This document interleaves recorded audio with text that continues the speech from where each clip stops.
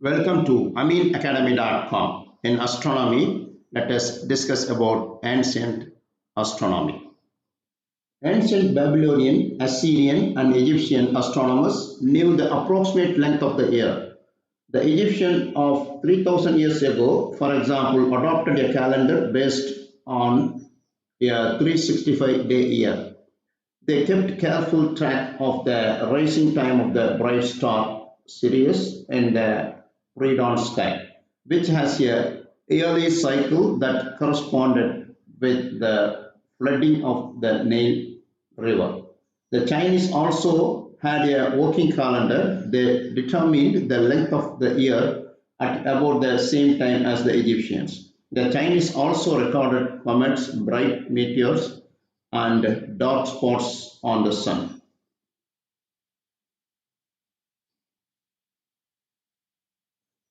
Our ideas about solar system and space have changed over time. People have looked to the skies for the thousands of years. They have looked at the movement of stars and the changes of the sun and moon.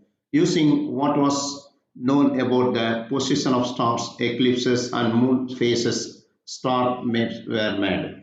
This information was used to make calendars and measure time. It was very useful for planning when to plant crops or for finding your way. The first sky map were made about 1000 BCE by the Assyro-Babylonians. Today, this area of the world is in Iraq and Syria. Here, some of the first dedicated spaces were set up to study the night sky.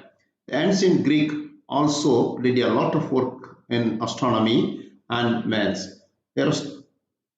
Eratosthenes first worked out the distances around the Earth's, that is its circumferences, in 2000 to 240 BCE.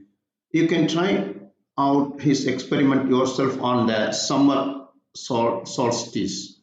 Hipparchus was the first person to record the wobble of the Earth as it spins on its axis. We call this wobble precession. He was also the first to measure the distance of the moon. In 4000 CE, Hypatia was one of the world's leading mathematicians and astronomers. She was Greek but lived in Egypt. She designed a machine known as an astrolabe.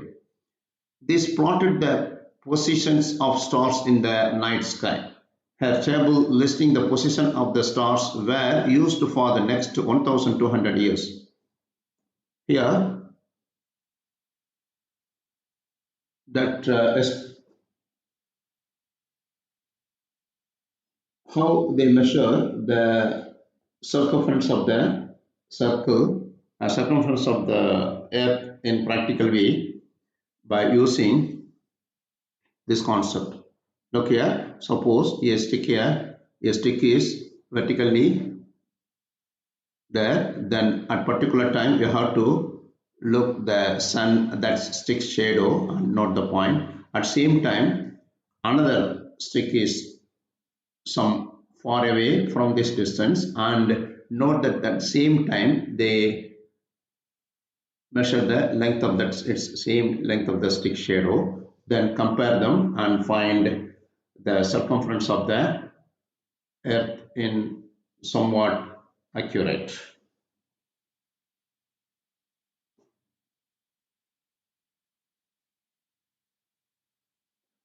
One Greek thinker, Aristarchus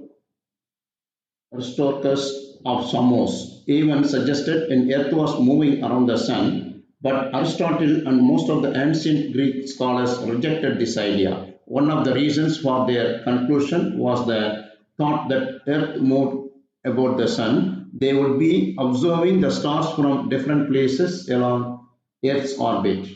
As Earth moved along, nearby stars should shift their positions in the sky relative to more distant stars. In a similar way, we see foreground objects appear to move against a more distinct background whenever we are in motion. The apparent shift of the direction of an object as a result of the motion of the observer is called parallax. We call the shift in the apparent direction of the star due to Earth's orbital motion stellar parallax.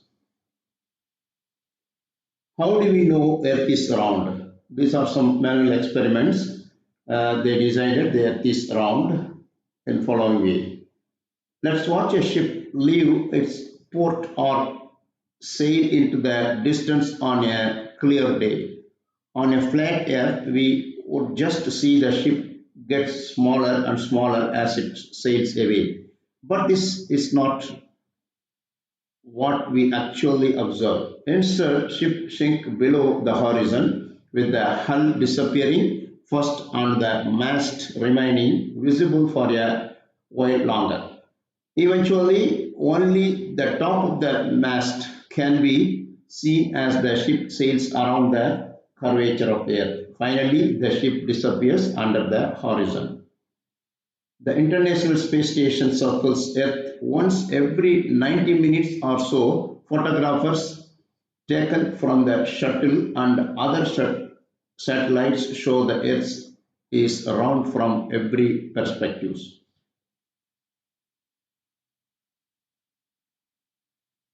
Measurement of Earth by Eratosthenes. A Greek not only knew Earth was round, but also they were able to measure its size. The first fairly accurate determination of Earth's diameter was made in about 2000 BCE by Eratosthenes, a Greek living in Alexandria, Egypt. His method was geometric one based on observation of the sun. The sun is so distant from us that all the light rays that strikes our planet approaches us along essentially parallel lines. Take a source of light near Earth, say at your position A. Its rays strike different parts of Earth along the diverging path. From the light source, the angle between rays that strikes opposite parts of the Earth is smaller. The more distance the source, the smaller the angle between the rays.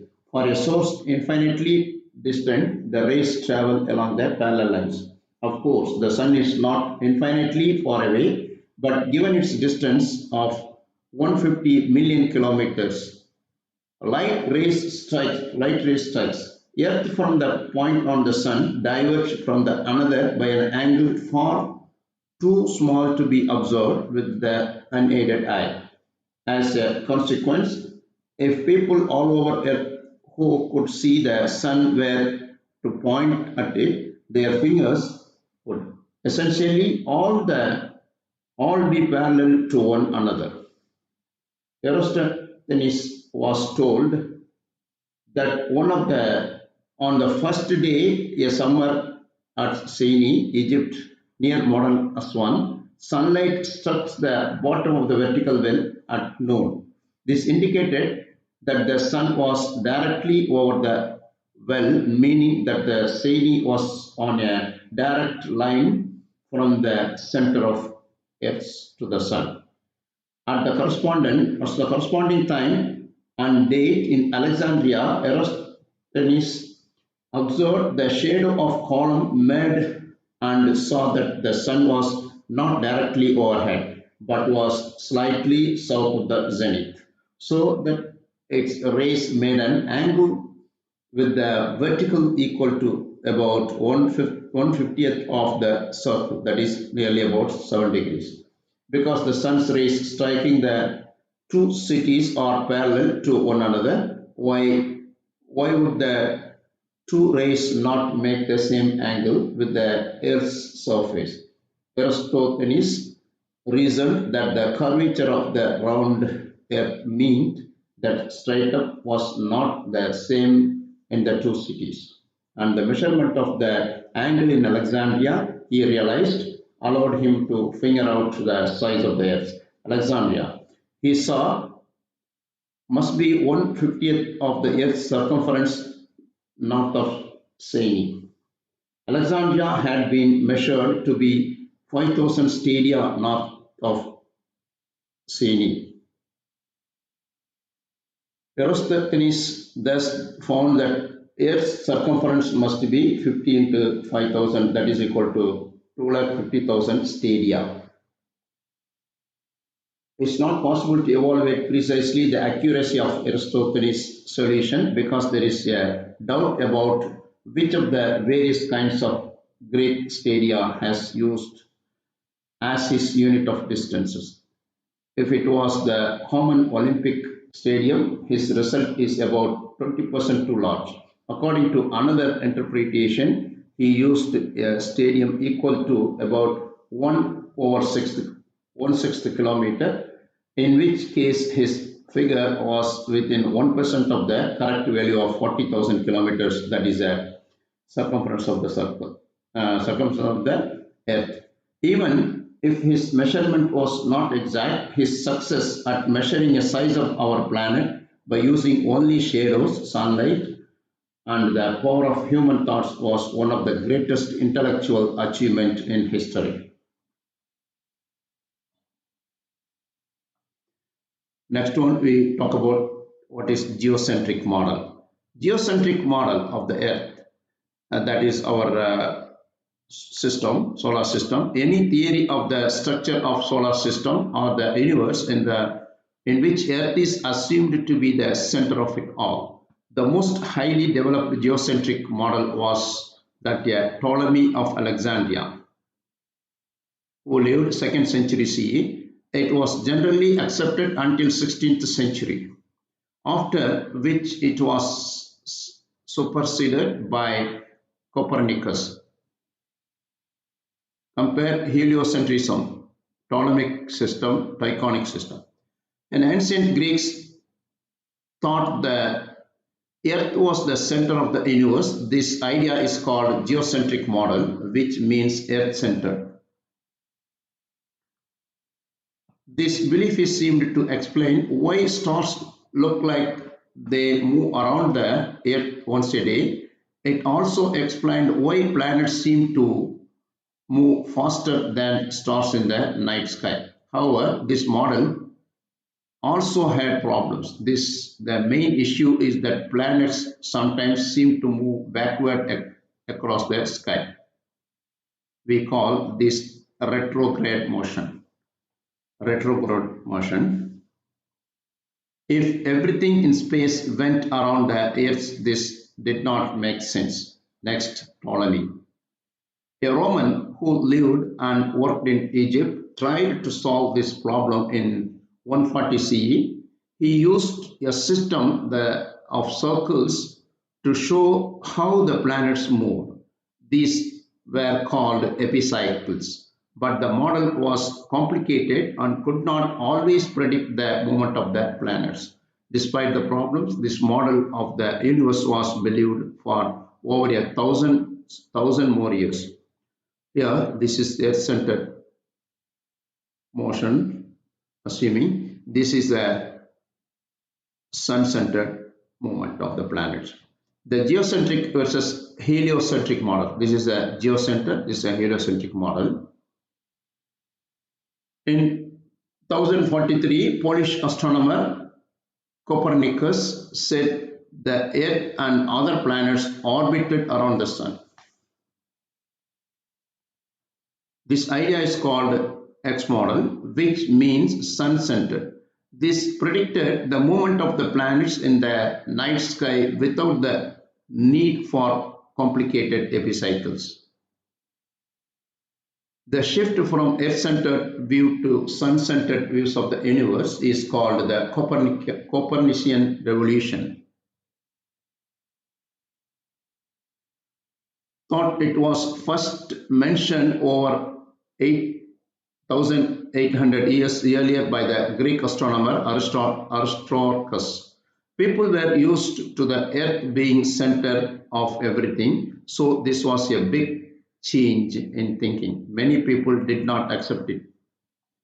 A Danish astronomer, Brahe, made his own model of the solar system. It brought together the science of the heliocentric system with the beliefs behind the geocentric one. He said that planets go around the sun and the moon goes around the earth, but that the sun also orbits the earth. Brahe's observations of the planets were 5 times more accurate than any made before. He, he even found some new stars that we know today are supernova. He also looked at comets in more detail and found that they were not close to Earth but moving through the solar system. An Italian astronomer Galileo was first looked at the sky using the telescope. He made the telescope himself using some glass lenses. These helped to magnify the light by 930 times. In 1610, he found that the Jupiter had moons going around it. This was the first evidence that objects could orbit something other than the Earth. This discovery helped to build up a support for the heliocentric model. In fact, these moons may have been seen much earlier. The Chinese astronomer Jan Di described two bright objects near Jupiter in 365 BCE. He made these observations using only his eyes. There were still some problems with Copernicus' model. It assumed that the planets orbited the sun in perfect circles. In 1609, German astronomer Kepler made the model better by using elliptical orbits for the planets instead.